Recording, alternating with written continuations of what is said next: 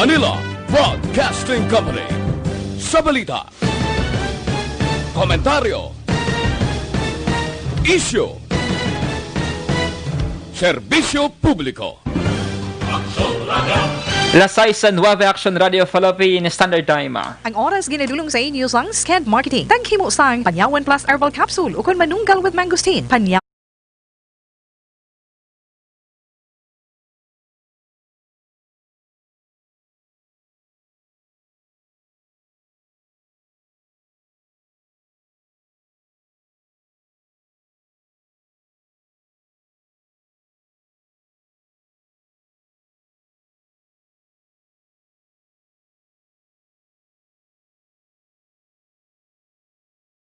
Edition. Magadulong sa inyo sang mga nagapanguna nga balita lokal, national, international, sports, kag entertainment. Aksyon! Balita Evening Edition. Kag karon ang inyo news team. Una sa balita, una sa aksyon. Mayong gabi syudad sa Bacolod, Western Visayas, kag Bugos nga Pilipinas. Welcome na sa pagpangalagad sa Aksyon Balita Evening Edition. Karon nga adlaw Martes sa Hulyo 28 tuig 2020. Makitan kita live sa among official Facebook page kag sa YouTube channel ang Aksyon Radyo Bacolod. Kag mabatian pagi sa www.actionradyobacolod.com.ph. Kaming inyo mga kagbalita. Aksyon and Defensor. Kag Aksyon Day Salazar para sa mga headlines sa una kita sa mga balita lokal. Travel ban kag ECQ posible patuman sa DSB kung magpadayon ng paglapas sa mga protokol. 52% sa COVID-19 ay case sa syudad sa Bacolod, mga local case. Sa balita national, DTI ginarekomendar nga tugutan ang pila ka mga sektor nga liwat nga magbukas sa mga lugar nga ginpaydalom sa GCQ. Bayanihan Law 2 pasado na sa Senado. Kag sa ating balita international, kuring sa UK nagpositibo sa COVID-19. Sa sports balita, Stephen Schrock magaserbe nga team captain sang United City FC. Kag sa ating balita entertainment, actress nga si Maymay Entrata ginako nga hindi mahapos bilang breadwinner sang pamilya. Una sa balita, una sa aksyon. Detalye sa mga balita lokal pagkatapos gidamang sani.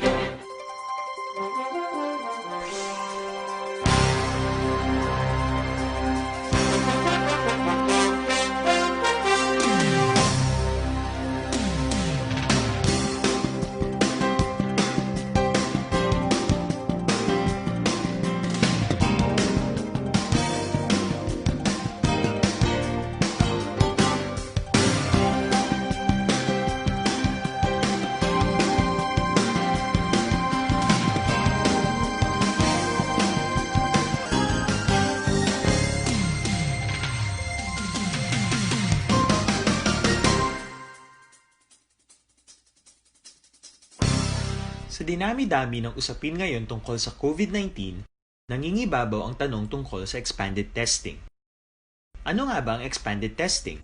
Bago natin sagutin ito, mahalaga munang malaman natin kung ano ang confirmatory test para sa sakit na COVID-19. Ang reverse transcription polymerase chain reaction o RT-PCR ay isang laboratory test na tumutukoy sa mismong virus sa loob ng tao. Ang RT-PCR ang siya lamang test na ginagamit upang makonfirm ang sakit na ito. Kaya nitong alamin kung may virus na sa katawan ng isang tao bago pa man lumabas ang sintomas. Kaya naman sa ating expanded testing, RT-PCR ang ginagamit natin ngayon. Hindi ito katulad ng rapid antibody-based tests o RATs na tumutukoy lamang ng antibodies sa katawan. Sino-sino ang kabilang sa expanded testing? Sa expanded testing, ang mga sumusunod na mga tao na may history of travel sa isang lugar na may COVID-19 o nakisalamuha sa taong may COVID-19 ay sasailalim sa RT-PCR test. Una, mga pasyenteng may malubha at kritikal na kalagayan. Ikalawa, mga pasyenteng may edad 60 pataas, pasyenteng mayroong ibang sakit, o mga pasyenteng may maselang pagbubuntis. Ikatlo, mga pasyenteng may bahagyang sintomas. At ikaapat, iba pa nating kababayan at mga healthcare workers na walang sintomas ngunit may travel history o contact. Mayroon na tayong mga laboratorio na kayang gumawa ng RT-PCR sa Luzon, Visayas at Mindanao. Sa kasalukuyan, layunin ng ating gobyerno na tumaas pa ang health system capacity ng bansa upang matest sina lolo, lola, kuya at ate na pasok sa populasyong kailangan ng testing. Ginagawa natin ito upang mabigyan ng tama at agarang atensyong medikal ang mga pasyente at para matukoy ang iba pang tao na nakasalamuha nila. Mahalaga ang pagpapatest sa paglaban sa pandemya, pero mas mahalaga kung mapapanatili ang kalusugan ng ating katawan. Mas mainam kung lalabanan natin to ng sama-sama. Ika nga, prevention is better than cure. Mag-exercise, kumain ng tama, practice cough etiquette, sundin ang 1 meter rule sa physical distancing, maghugas ng kamay, at higit sa lahat, kung maaari ay magstay at home. Samahan kami sa susunod na video para malaman ang kaibahan ng RT-PCR sa RATs.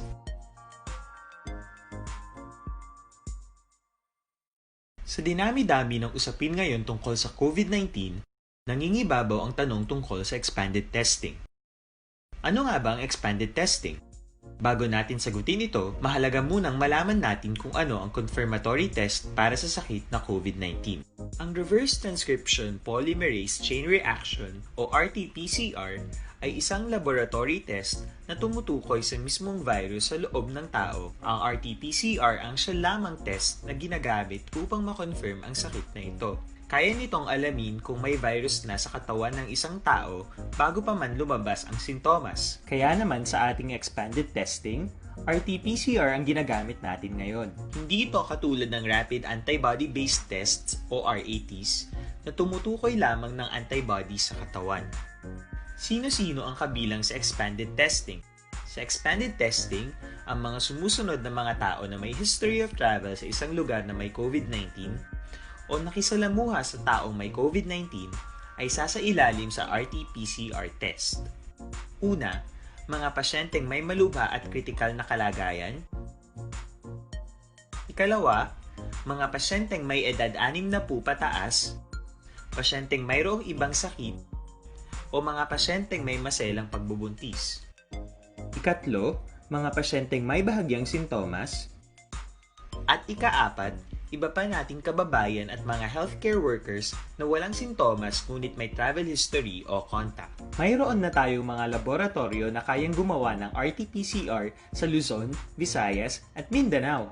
Sa kasalukuyan, layunin ng ating gobyerno na tumaas pa ang health system capacity ng bansa upang matest sina lolo, lola, kuya at ate na pasok sa populasyong kailangan ng testing. Ginagawa natin ito upang mabigyan ng tama at agarang atensyong medikal ang mga pasyente at para matukoy ang iba pang tao na nakasalamuha nila. Mahalaga ang pagpapatest sa paglaban sa pandemya, pero mas mahalaga kung mapapanatili ang kalusugan ng ating katawan. Mas mainam kung lalabanan natin to ng sama-sama. Ika nga, prevention is better than cure. Mag-exercise. Lasay sa 18 Action Radio Philippines Standard Time kagkaron sa litalin-nasang mga balita lokal. Ginatunan ni Don Salvador Benedicto Mayor Marks Lynn de la Cruz sa pagdeklarar sa travel ban pasulod sa banwa pagpatong sang penalidad kag posible pagdeklarar sang enhanced community quarantine kung magpadayon ang paggrapa sa health and safety protocols sa mga establishmento, turista, riders kag travelers.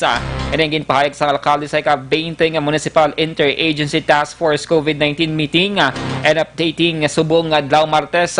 Ginpahayag sa alkalde ang sinuman nga magsulod sila banwa ang dapat nga magtuman sang social distancing ag pagsuksok sang face mask. Dapat man nga likawan ang paghaboy sang basura sa bisan diin lamang kag limitahan sang mga establishmentong ila customer tubtob sa 50% capacity. As of July 26, nakarecord ang DSV sang duha ka confirmed COVID-19 positive cases, isang suspect case, isang naka-recover kag 11 ka mga PUMs nga karon ang naka-facility quarantine. Manginserbe nga wake-up call sa mga nagalapas sa health kag safety protocols ng gobyerno ang ginhimo nga pagpalagyo sang duha ka mga locally stranded individuals sa quarantine facility sa eskwelahan sang Rafael B. Lacson syudad sang Talisay nagligid nga semana. Ini ang gipahayag ni Mayor Neil Lizares sa official Facebook page sa nga syudad. Suno sa alkalde, hindi dapat itolerar ang ginhimo sang duha nga paglapas sa protocols mangod nagbutang ini sa peligro sa mga residente sa syudad. Gilayon man nga nadakpan ang duwa kag ginbalik sa quarantine facility. Ginpahayag naman ni City Administrator Attorney Jose Jonathan Eldalma nga nakagwa na ang mga ini sa quarantine facility kag gintugutan nga makapauli sa ila pulian matapos magnegatibo ang resulta sa ilang COVID-19 RT-PCR test. Apang ginklaro ni Eldama nga ginaprepare na sa mga otoridad kag City Legal Office ang pagpasaka sa kaso sa City Prosecutor's Office.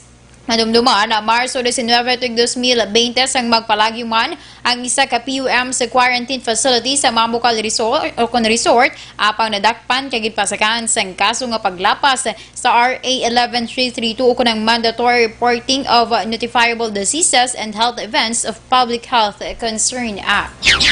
Hindi man namon pagipalipaso no according kay Mayor Neil kay nag-complaint ang barangay, so I do not know kay base ma-file sila kaso sa against these two LSI. Ang kabahin sa pagbahayag ni Talisay City Administrator Attorney Jose Jonathan Eldama. Nasumiter na ni City Administrator M. ang mga dokumento sa National IATF found sa COVID-19 situation diri sa mga syudad sa Bacolod kainas ang aga Martes. Sa interview sa Action Radio, ginpahayag ni ang ini mangin basihan sang gobyerno nasyonal angot sa masunod nga classification o quarantine mode nga ipatuman sa Bacolod umpisa sa Agosto 1. Sa 149 ka mga COVID-19 cases as of July 27, 52% ring local cases, 27% ang mga LSIs, 20% ang OFW, hag 1% ang unknown kag maya naman sang siyam tubdob 11 ka mga lugar kagin paidalom sa lockdown.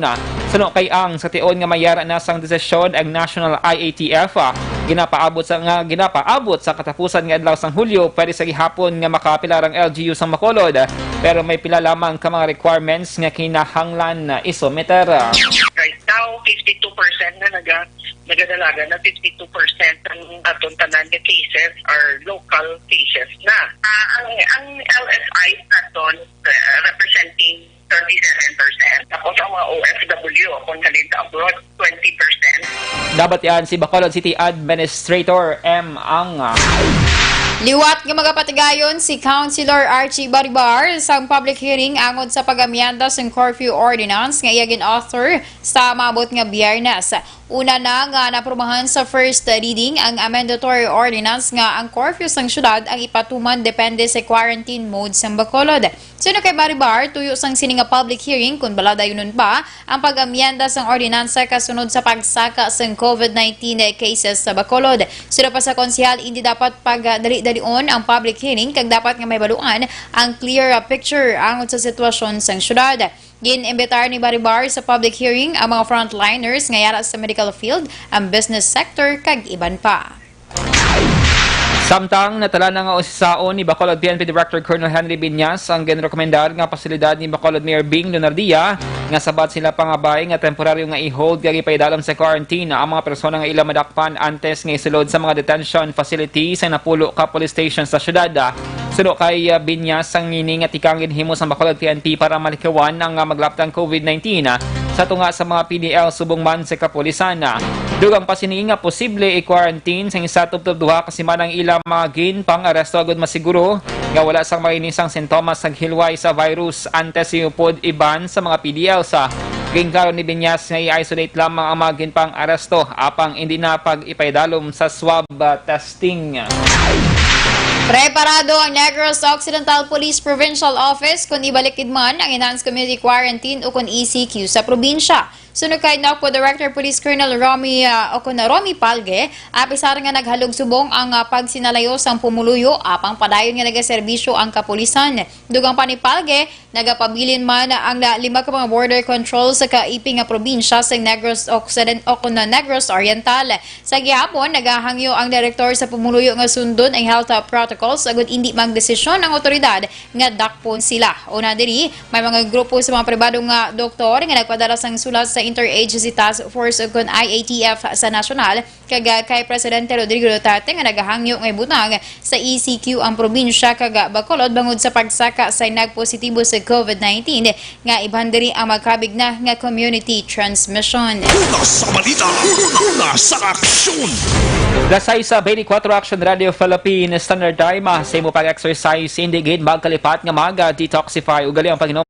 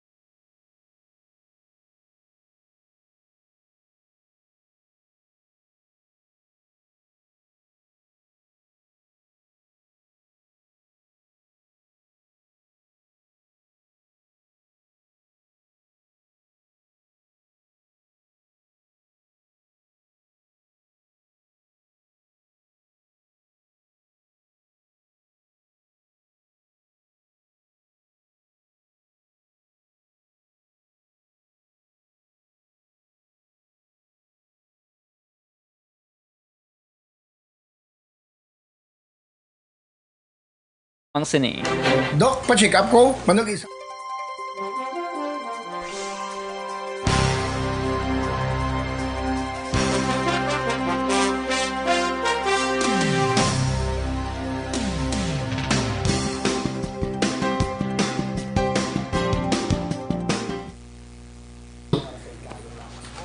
Mayong gabi sa mga ka-aksyon namon sa Facebook Live. Greetings time kita na mga ka-aksyon after sa aton nga mga local news.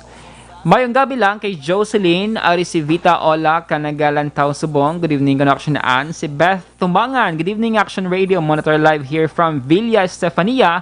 Keep safe everyone. Uy sa Villa Estefania Action An. Dira sa area ni Action Bray. Meron dira sang isa ka sealed off nga area pero wala na dira ang pasyente sa area sang Villa Estefania sa may Barangay Estefania, Bacolod City. Good evening man kay Lito Dayap. Good PM. Mati lang ko di sa may Barangay Punta Taytay, Bacolod. Mayong gabi. Action ani ka na. Laki daw ginubos mo na. Ara pa, damo-damo pa. Action Dale, kalma na nila. Oy, si Sir Action Frank na Bisaga, gali naga-monitor sa buong Action Dale. Thank you so much, Hi sir, kamusta ka?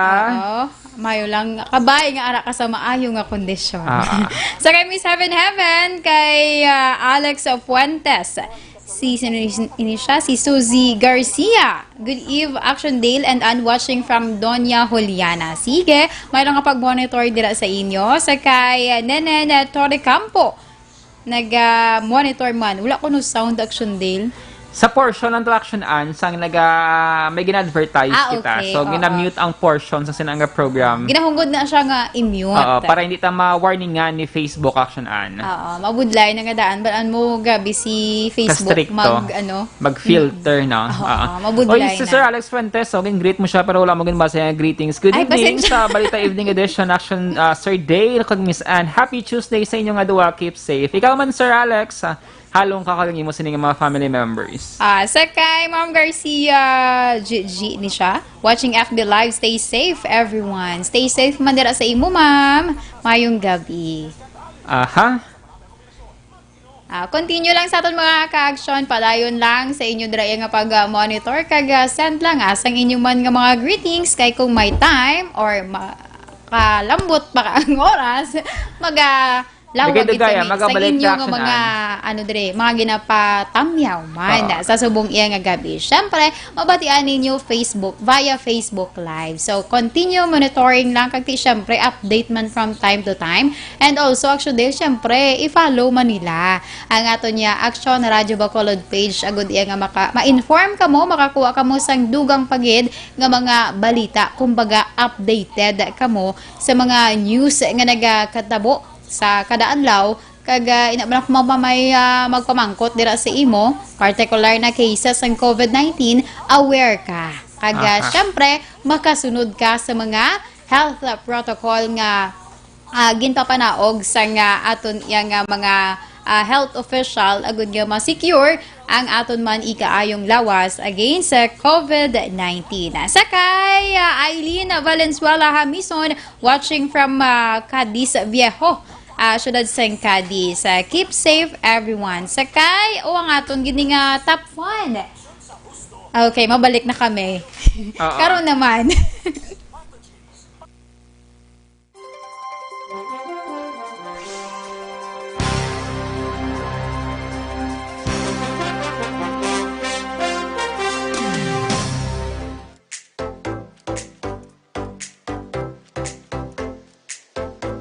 Mga ka-aksyon, madamo sa naglaylay na pamaagi at protektahan ang imong kaugalingon batok sa novel coronavirus 2018 o ng COVID-19. Isa sa mga pinaka-importante ang regular, safe, and effective hand hygiene gamit ang habon kag tubig o ng alcohol-based hand rub. Yan ang proseso sa paghugas ng gamot na rekomendado sa World Health Organization.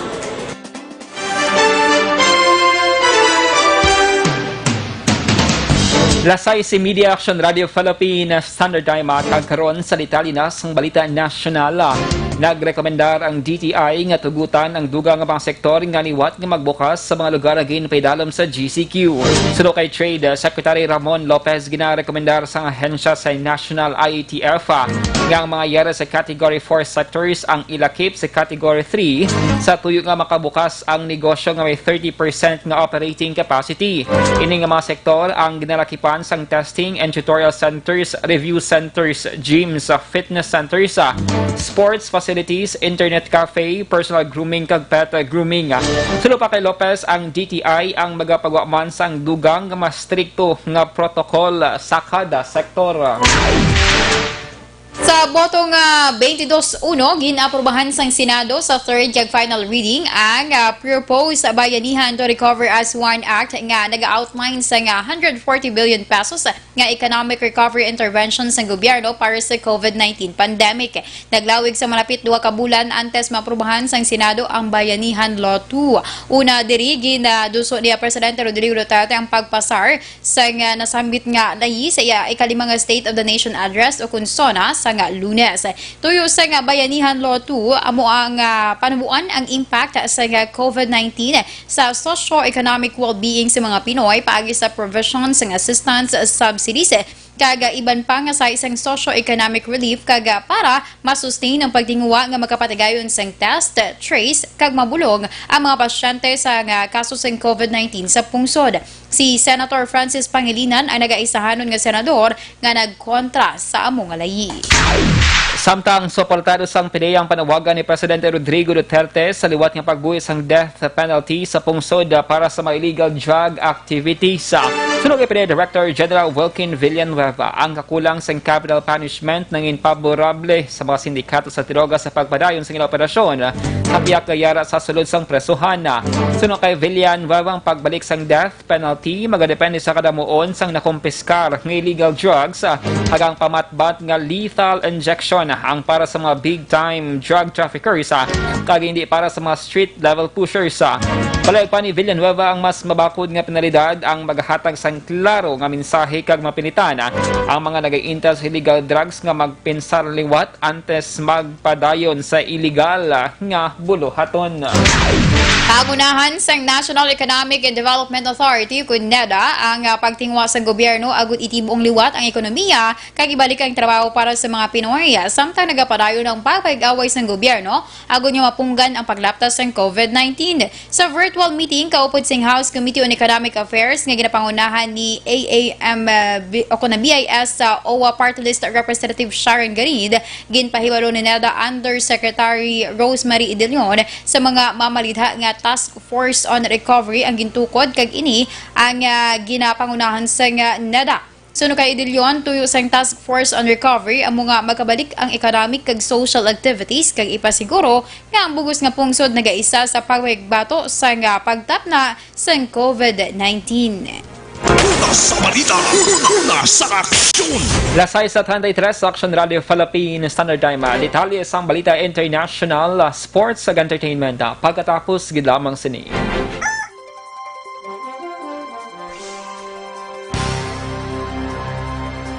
Ka-action sa aton sining greetings time. Mayong gabi lang kay Che Rick, no?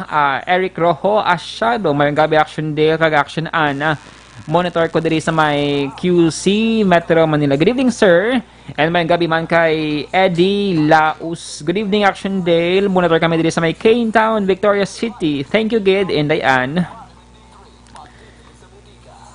Kag Araman Action Ana sa Barangay, watching live from Barangay Cadiz Viejo, Cadiz City. Keep safe, everyone. Si Eileen Valenzuela Hamison. Ay, nagrito niya siya kaligid. Good evening. And sa mga taga Cityville dira sa may Barangay Stefania, mayong gabi man. Ay, ang iba ni Kagina, wala na. Hindi ko na makita ng Shondale. Ario, sa may Cityville, good evening. Si Villa Lon, ano ganyan yung ngalan na? City Borough, mapagid Action Dale. Aha, good evening. Man. And Pero kay hindi ko na Marlo sila Travilla masin. Catinoy, good evening. And wala gid lamang dugay nagwa-action ana pinaka-latest nga case bulletin sang DOH-6 no ang sa COVID-19 diri sa may Western Visayas. So far we have 17 new confirmed cases diri sa may Region 6. And isa diri action an from Bacolod City pero non-LSI kag non-OFW ini siya. Pero naka-facility quarantine na based no sa bulletin sang DOH-6. Pilang Negros Action an? Ang Negros Occidental Action Dale may ara sang duha. Ibi Magalona kag Moises Padilla pareho ini sila nga mga LSIs kag naka-facility quarantine. Okay. And at least subong Action Dale doon na medyo nagnubo-nubo. Salamat kita. Kaya nagnubo-nubo ang case diri sa Negros kag sa Bacolod galing kay na ginakabalakaan sa karon Action Dale sa mga officials man sa Bacolod kay ang local transmission or local case amo ding nagdamo sa aton. As per mga nauna pagid nga mga ginpagwa yang iyas ang DOH Western Visayas nga update syempre from time to time nga mga cases dito nagwa nga may ara na sang local case particular na syempre diri sa Bacolod Action Dale. Kay actually Action Dale may ara pagid isa ka information or may ginpagwa nga memorandum order una Action Dale ang sa area sang Cadiz, sa syudad sang Cadiz nagpagwa sa memorandum order nga gina-limit na ang pagwa sulod sa mga Cadiz noon as well as syempre Bacolod noon kay tungod man sang local transmission na Action Dale. And also ang iya sa syudad sang Sagay may ara man sang panugyan ang alkalde nila nga amo na gani kinahanglan nga kung pwede pa lang kung sa mga nagatrabaho diri abi halin sa Bacolod tapos dito nagatrabaho Action Dale sa syudad sang Sagay mas maayo nga mag-work from home na lamang anay temporarily agud yang ngati hindi bala ma-expose sa kada adlaw nga pagbiyahe padulong iya sa syudad sang Sagay. Correct, Action An. So for today we have 3 new confirmed cases, duwa sa Negros Occidental kag isa di sa may syudad sang Bacolod. Sa mga nagapamangkot kung when ma-open diwat ang Old City Hall until further notice ang lockdown Action An dira sa may Bacolod Old City Hall sa may downtown area. So magapagwala na asang pinaka-latest nga statement ang syudad kung when agad no officially magabukas kay damo direction ang mga offices mo ka gobyerno nga naapektuhan dira. So sige lang para may nisan sa safety sang tanan Action An especially nga ti dira may 19 gid no ka confirmed case sa mga Lagid ang senior damo citizen. sa local case action day nga na record. So ti kinahanglan nga temporarily hindi na pag i-allow nga makakadto dira ang publiko kay para sa safety man action day kag ti ongoing man ang disinfection na syempre hindi mo mapaktan how long ang kalawigon sang virus nga magtener dira action day. Correct, Action Ann. And may mga panibago nga mga comments. Action Ann, greetings. Good evening lang kay Lorna Termil. Good evening, Action Radio. Great ko lang. Happy birthday kay Pax Termil. Happy birthday. And kay Emmy Esmeralda Dolido. Good evening, Action Dale and Action Ann. Mayong gabi man. Si kay Ma'am Tess Valence or Valence ini siya. Watching from Valenzuela, good evening. Sige, good evening madala sa imo ma'am. Sa kaya Joel Aligato Jimenea, good PM Action Dale and Ann, watching from Cityville. Okay, time naman naton.